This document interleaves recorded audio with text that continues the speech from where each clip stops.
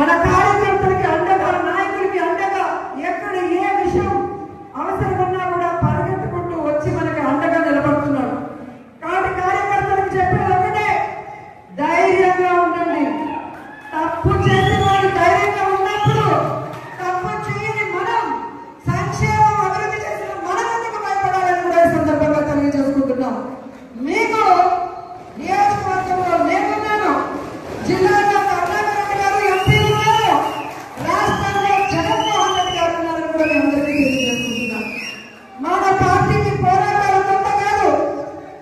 మన పార్టీ పోరాటంలో నుంచి పుట్టిన పార్టీ, ప్రజల కోసం పుట్టిన పార్టీ. ఈ రాష్ట్రాన్ని అభివృద్ధి చేయాలి అని ఏ కలనైతే వైఎస్ఆర్ గారు కన్నారో వాటన్నింటినీ కూడా 60-70 సంవత్సరాలు ఈ ప్రజలకు అందుబాటులోకి రావాలి అని పార్టీ పెట్టి మీకోసమే ముందుకు నడిచిన జగనన్న పార్టీ, ప్రజల పార్టీ, మన పార్టీ. ఎందుకు నేను ఇంతగా చెప్తున్నానంటే, ఈరోజు జగనన్న అనుకున్నవన్నీ సాధించాడు. ఆయన బిజినెస్ మ్యాన్ గా సక్సెస్ఫుల్, ఆయన ఫ్యామిలీ మ్యాన్ గా సక్సెస్ఫుల్, ఆయన సీఎం గా సక్సెస్ఫుల్. ఇంకేం అవసరం ఉంది?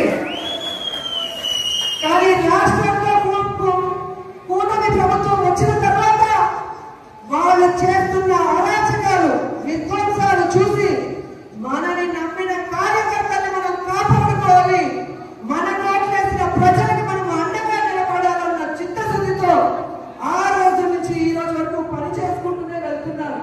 అలాంటి వ్యక్తి కోసం మనం పని చేయగలుగుతా.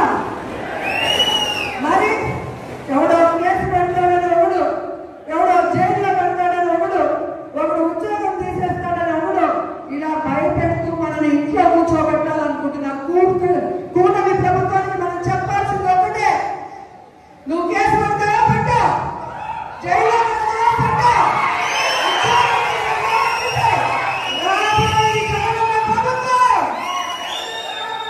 కేసులు పెట్టిన వాళ్ళకి, విధ్వంసాలు సృష్టించిన వాళ్ళకి వడ్డీతో సహా ఇచ్చేస్తారు. ఎవరికి ఉద్యోగాలు పోయినా వాళ్ళందరినీ కూడా గుడ్ బుక్ లో పేరు వేసి వాళ్ళకు ఉద్యోగాలు వస్తాయి.